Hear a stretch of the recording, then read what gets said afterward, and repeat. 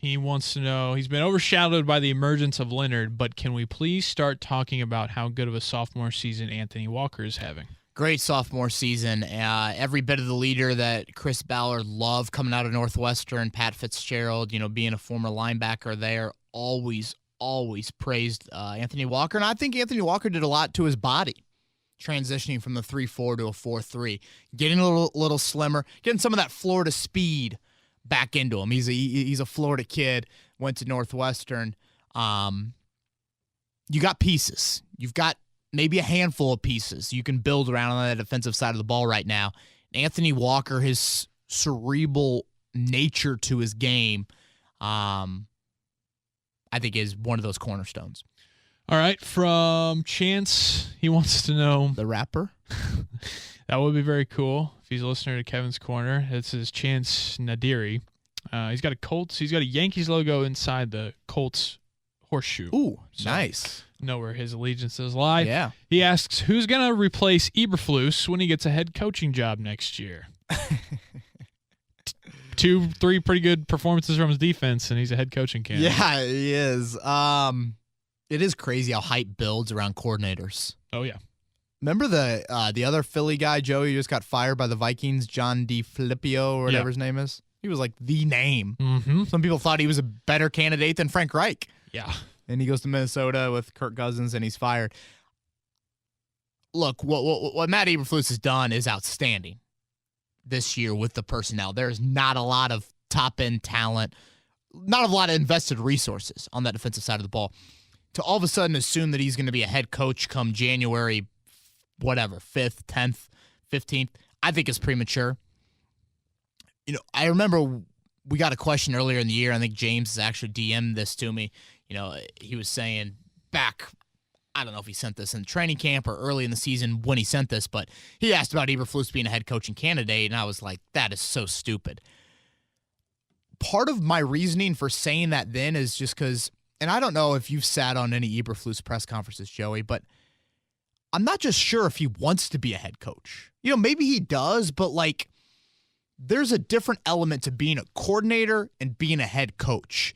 And I think your personality has got to be slightly different. I know Frank Reich doesn't fit maybe the ideal, stereotypical rah-rah head coach, but I'm just not sure if Eberflus wants to manage all of that operation. He seems to me just kind of like an old style, hey, I coach defense. I'm a linebackers coach, and I make some calls on Sunday afternoon. And you also have to remember, he's only been a coordinator for 1 year. His resume is very, very dry. Yeah, Chuck Pagano was a coordinator for 1 year. But I think there was a little bit more hype in that Baltimore train. And I think another thing, too, is in today's NFL, and I know we're seeing this trend in college football, if you've seen the recent hires in college football, this hiring cycle, 80% of their coaches have been from offensive backgrounds. I think that's what we're going to see in the NFL as well. So maybe he gets an interview, maybe, but let's pump the brakes on Matt Eberflus as a serious head coaching candidate.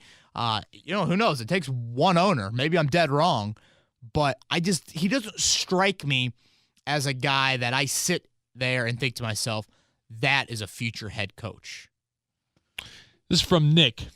He wants to know, how about Pierre Desir and all the guys in the Colts secondary shutting down two of the hottest wide receivers in the NFL the last 2 weeks? Big time. Big time. Pierre Desir, a re-signing, Joey. Think back to that. Rashawn Melvin, walks with Oakland, and I thought you had to bring back Desir after that. Remember, he was not brought back right away.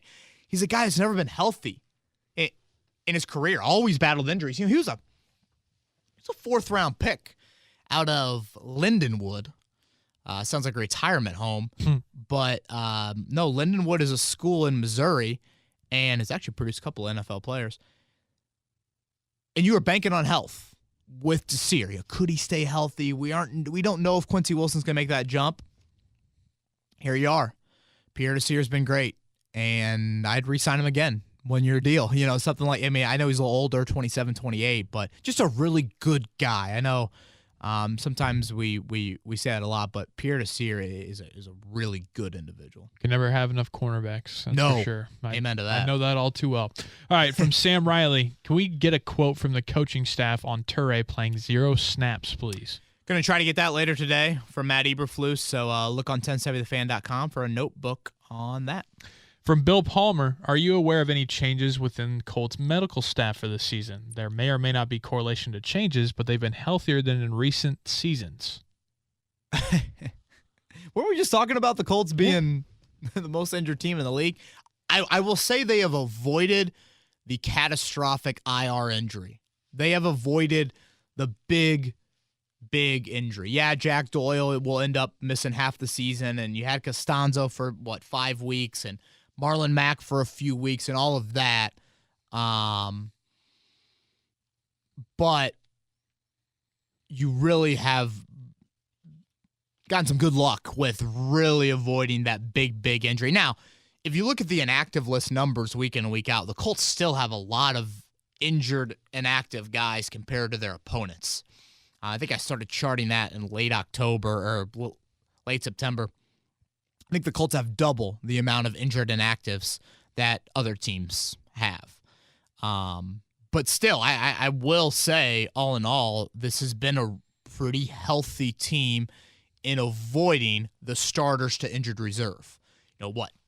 I think we talked about this last week. Jack Doyle, Matt Slauson, that's it, right? Yeah.